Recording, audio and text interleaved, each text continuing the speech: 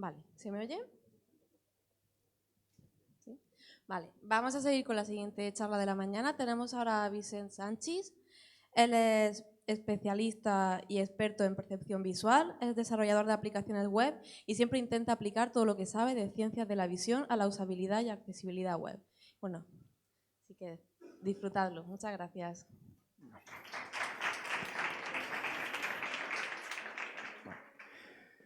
Buenos días. Supongo que ya habéis tenido suficiente tiempo para descargaros el PDF, ¿no? Vale. ¿No? Vale, os doy 30 segundos más. Bueno, como bien han dicho, yo soy Vicent y soy especialista en visión. Entonces hoy voy a intentar daros una serie de tips basados en los conocimientos que tengo a partir de las ciencias de la visión.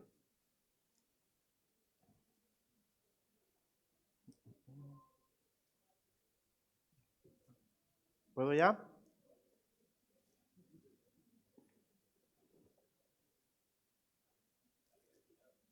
¿Ha aspirado? Pues no sé qué ha pasado, lo siento. Bueno. Vale. Vamos a ver, perdón. Sí. Vale, vamos a ver qué es lo que en qué os tenéis que fijar para elegir fuentes que sean visibles. Porque tipos de letras hay muchos y entre tanta variedad a veces es difícil elegir. O mejor dicho, a veces es muy difícil elegir. Primero, hablaré de fuente cuando en realidad quiero decir tipo de letra o familia. ¿Qué le pedimos a una fuente? Pues normalmente a la fuente le podemos pedir varias cosas, pero lo vamos a usar como una herramienta para transmitir un texto que está escrito. Por tanto, a una fuente lo que le pedimos es que se pueda leer. Y respecto a que se pueda leer, hay una serie de palabras clave. Si buscáis, hay dos conceptos. El primero es legibilidad, que la RAE no lo define demasiado extensamente, entonces, básicamente, para la RAE, legibilidad es que se puede leer. En cambio, el Diccionario Digital de Nuevas Formas de Lectura y Escritura da una definición un poquito más extensa y dice que es el grado de facilidad para la lectura que puede ofrecer un texto centrado principalmente en aspectos tipográficos, visuales o espaciales, es decir, que depende del aspecto que tenga el texto. Otro concepto importante es la lecturabilidad. En este caso, la RAE no nos da ningún tipo de definición, pero el otro diccionario sí que nos dice que es la facilidad que presentan los textos para ser leídos y comprendidos sin que el lector se vea obligado a realizar grandes esfuerzos. Es decir, que depende del contenido del texto, de cómo esté redactado. Y yo añado otra palabra, visibilidad. Y según la RAE es que se puede ver.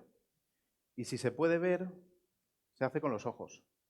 Y entonces ahí es donde yo entro. Legibilidad versus visibilidad. Según el texto que consultéis, habrán diferentes definiciones para legibilidad. Una de las más generales hace referencia a la facilidad para reconocer un carácter concreto, pero reconocer caracteres no es leer. En cambio, otras definiciones dicen que es la velocidad y precisión a la que se puede leer. Por otro lado, la visibilidad la evaluamos como la capacidad para identificar letras. Y seguro que todo el mundo ha pasado alguna vez por un test de este tipo. Las letras van disminuyendo de tamaño y cuando ya nos equivocamos un par de veces, ahí ha llegado nuestro límite resolutivo o nuestra agudeza visual. ¿Cómo se construye una letra para un octotipo de agudeza visual? Pues partimos de una plantilla, una cuadrícula de 5×5. Vamos rellenando casillas y la unidad de la cuadrícula está relacionada con el límite de nuestra visión. De esta manera vamos formando el resto de letras del octotipo. Y En ciencias de la visión nunca hablamos de tamaños como píxeles, milímetros, centímetros. Hablamos de tamaño angular. ¿Por qué? Porque el tamaño angular es independiente de la distancia a la que está el objeto. Un objeto que está más cerca será más pequeñito, si está más lejos lo podemos aumentar y mantienen el tamaño angular. Entonces, hablemos de tamaños. Esta frase del principio, tipos de letras hay muchos. Cada letra tiene un tamaño diferente, ¿verdad? Os aseguro que todas tienen el mismo tamaño de cuerpo. Y el tamaño del cuerpo no nos indica el tamaño real de la letra, pero está relacionado. ¿Por qué? Porque si nos fijamos, esta pieza metálica es la base de la tipografía. Con las piezas metálicas se componen los textos y se imprime. Si lo vemos un poquito más de cerca, a ver,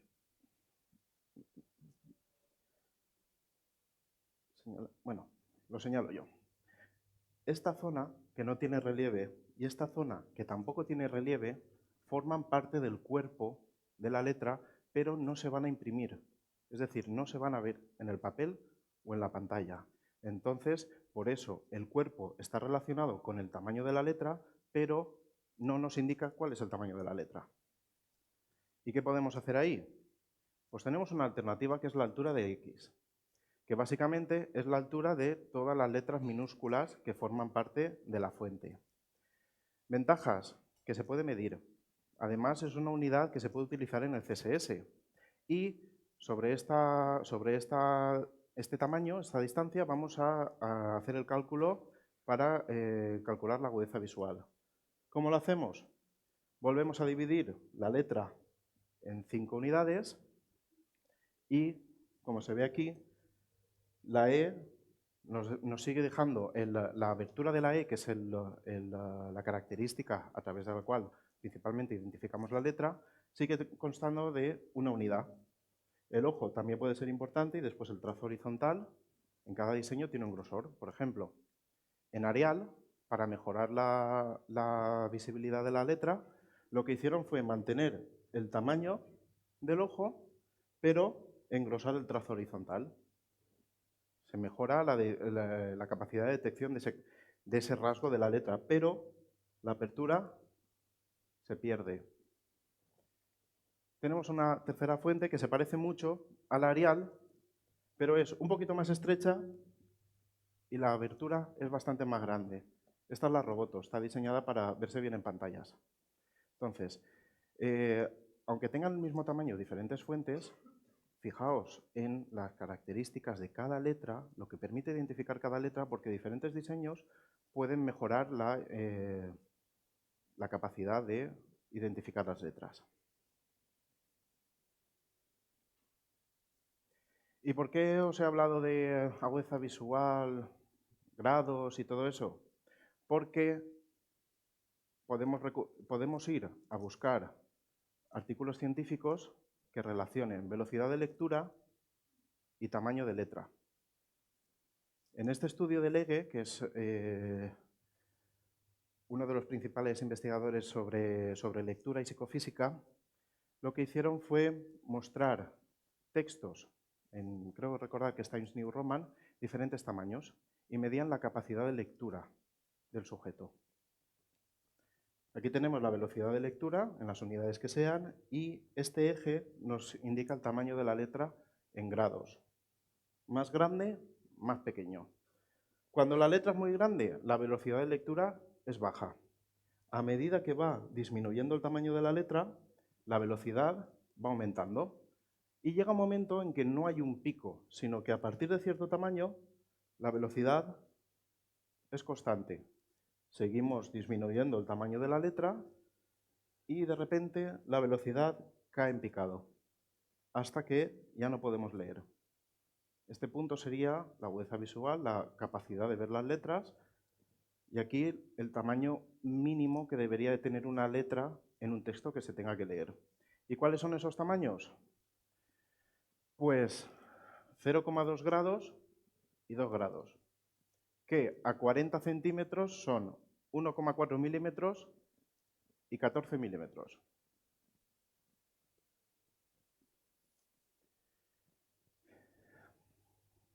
En la tipografía clásica, los diseñadores de las letras ya aplicaban una técnica que ellos llamaban escalado óptico, por el cual, a medida que iban reduciendo el tamaño de la letra, modificaban ligeramente su diseño para que fuese más legible a ese tamaño.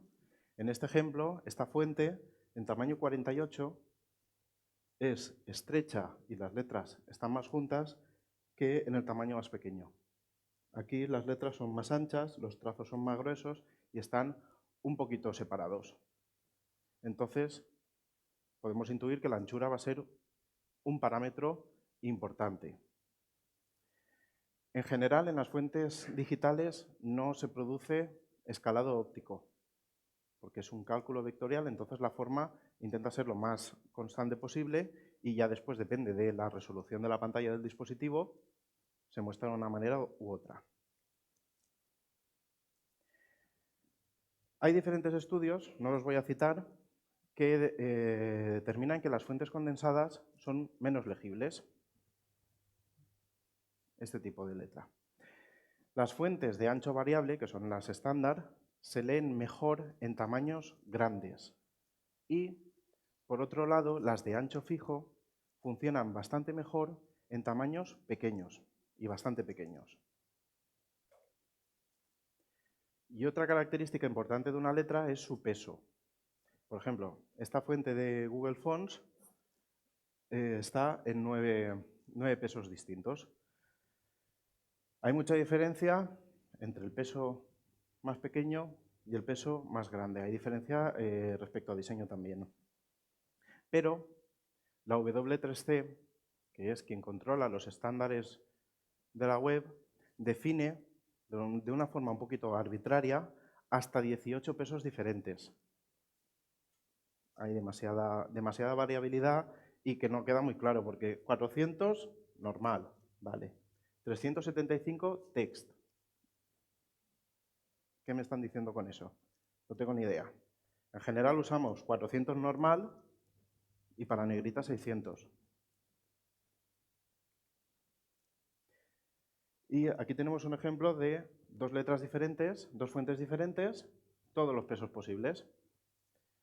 Si os fijáis, la letra inicial cambia mucho respecto a la final, ¿no? La E, por ejemplo, aumenta el grosor del trazo exterior y el grosor del trazo horizontal no aumenta en proporción al resto de trazo. Esta fuente es muy popular en vuestros diseños en general. Yo me la encuentro mucho, todos los días. Y estoy un poquito aburrido ya de esta fuente para texto. Para titulares, encabezados, genial. Para texto normal, dejad de usarla.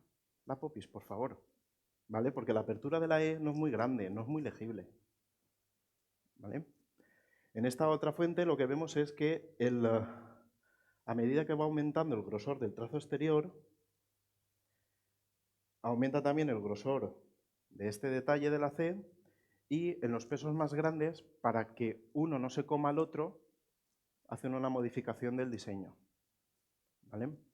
Estas variaciones en el trazo también nos llevan a otro parámetro importante, que es el contraste, ahora lo veremos. En general, los estudios lo que nos dicen es que las fuentes de peso intermedio, normal, son las que mejor se leen en general. Y veamos el contraste. Dos fuentes con poco contraste. ¿Por qué? Porque el trazo es muy uniforme a lo largo del recorrido. Da igual que sean sans serif o serif. En cambio, esta otra fuente, aquí es muy estrecha, aquí es muy gruesa. Se ven bien, de acuerdo. Pero si simulamos un desenfoque, ¿qué fuente es la que más pierde? ¿Qué palabra es la que más pierde? Visibilidad, legibilidad. Esto es un desenfoque esférico, estándar. Pero si tenemos la mala suerte de que quien lo tiene que ver tiene astigmatismo, dependiendo de la orientación de su astigmatismo, puede verlo mucho peor. ¿Vale? Y aquí es donde entra otra cuestión que nos podemos plantear. ¿Serif o sans serif? ¿Cuál es mejor para texto normal? me voy a meter en un jardín. Me voy a meter en un jardín y si hay alguna persona que sea ingeniera, esta parte le va a gustar un poquito más. Vamos a hablar del dominio frecuencial, una cosa que se llama la transformada de Fourier. Eso es un cálculo matemático que lo que nos permite es, por ejemplo, una imagen en escala de grises, por hacerlo más sencillo, la podemos interpretar como una matriz de valores entre 0 y 255. Si aplicamos la transformada de Fourier, esa imagen la convertimos en otra cosa que básicamente no se entiende lo que es. Pero a eso se le llama espectro de frecuencias espaciales de la imagen. ¿Y por qué lo utilizamos? Porque ciertas operaciones que en el dominio espacial de la imagen normal son complicadas o que computacionalmente pueden ser complicadas, en dominios frecuenciales son muy sencillas y muy rápidas. De esto, ¿qué es lo que quiero que os quedéis? Imaginaos que yo recorto el espectro, quito la parte de fuera, las frecuencias altas, y reconstruyo la imagen.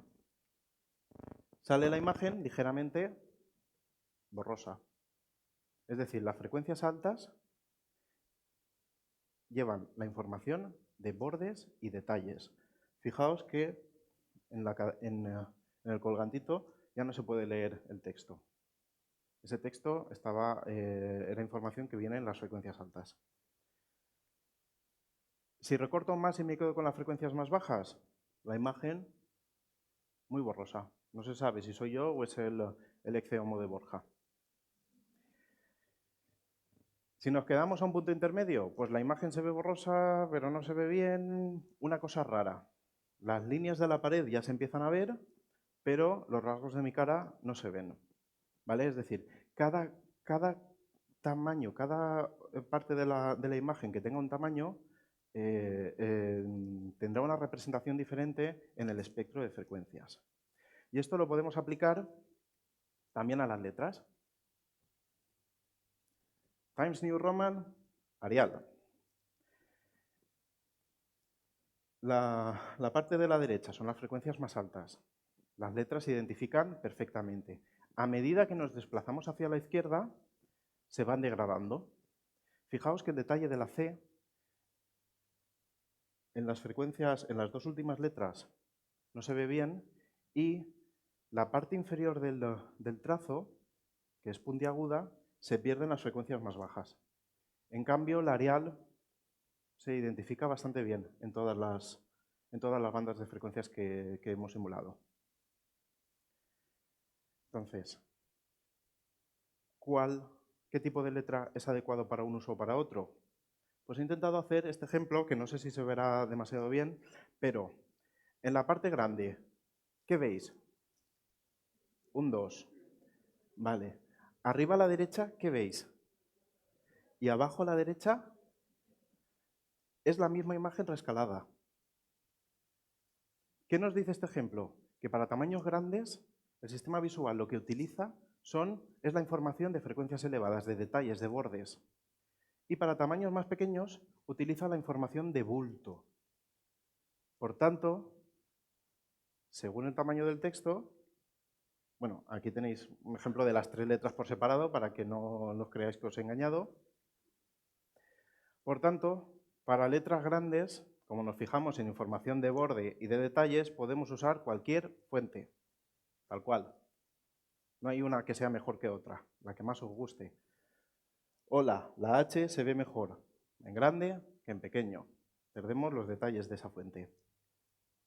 Y para tamaños de letra muy pequeños, lo que usamos es la información de bulto. Entonces, sí que os recomiendo que uséis fuentes con formas simples y pocos detalles. El by, aquí pequeñito, pues más o menos se sigue viendo. En grande se ve muy bien, pero en pequeñito se ve mejor que el hola. Y ahora vamos a dar un repaso muy rápido a las 10 fuentes más populares en Google Fonts. Si nos fijamos, son todas de tipo sans, menos la sexta, Slavo, que es la única que tiene ahí remates.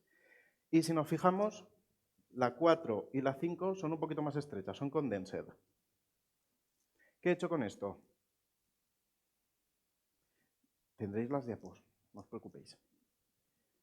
He cogido las 10 letras más frecuentes de los textos en castellano, le he añadido la X también para calcular bien la altura de la X y he medido en todas esto, el ancho, el alto. Y para la O he medido el grosor de la parte más gruesa y la más fina. A ver los resultados.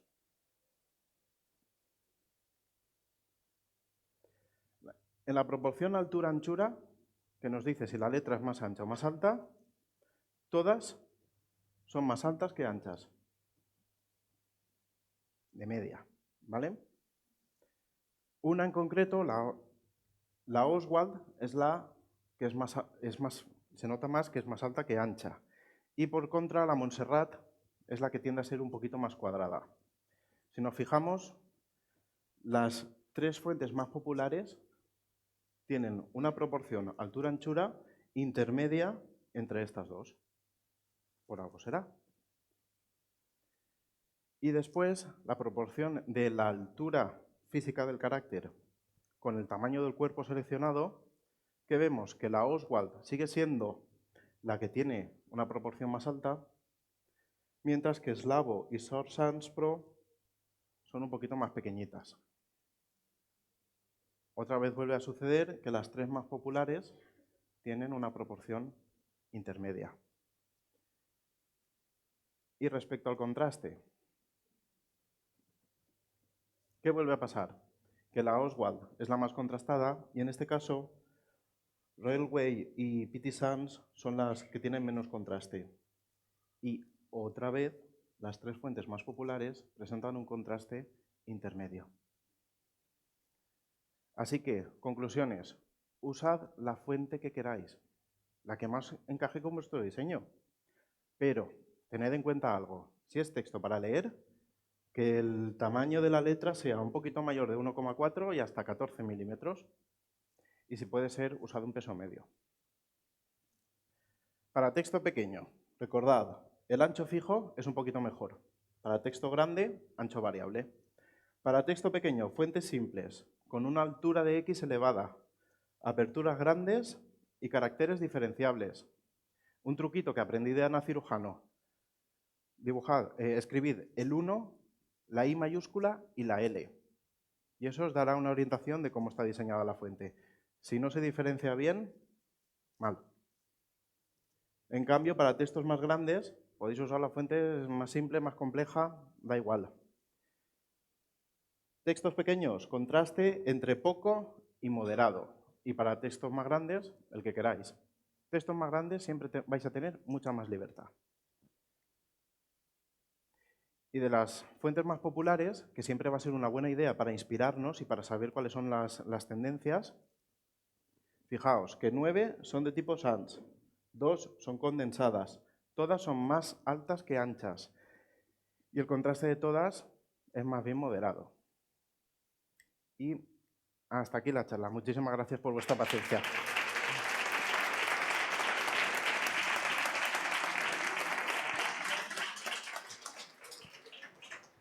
Bueno, enhorabuena, ¿eh? Vamos ahora con las preguntas. Gracias. Hola, gracias por la presentación. Una pregunta muy rápida y muy sencilla. ¿Qué te parece la fuente Montserrat para textos? No para titulares, para textos. Gracias. Estoy aburrido de Montserrat. Si Poppins ya ha pasado a odiarla, Montserrat dentro de poco pasaré también a tenerla aburrida. ¿Vale? Para textos, depende del texto. Puede funcionar. Puede funcionar. Yo personalmente la usaría para titulares. Y después en el texto, una fuente más convencional. Más convencional. Recuerda, un trabajo a nivel tipográfico bien hecho no se nota. No te das cuenta. Pero sí que te das cuenta de cuando el trabajo tipográfico no está bien hecho. Así que ves probando y pregunta. ¿Un Arial, por ejemplo, puede funcionar? Si recuerdas el ejemplo del Che, Sí. que eso es muy valenciano, la Arial puede funcionar, pero la Roboto es un pelín mejor en ese caso. Claro. Pero si usas Arial y tienes que combinarla con otra fuente, procura que sea una fuente muy diferente. Vale. A lo mejor una con una serif. Casi mejor Roboto, ¿verdad? Depende, es probarlo. Vale, gracias. De nada. ¿Alguna pregunta más? Sí, por ahí.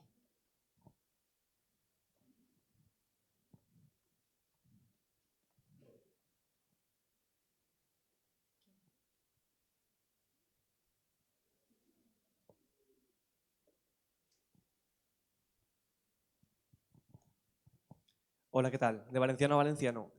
¿Qué tipo de fuente es la más recomendable para un medio de comunicación? No hay.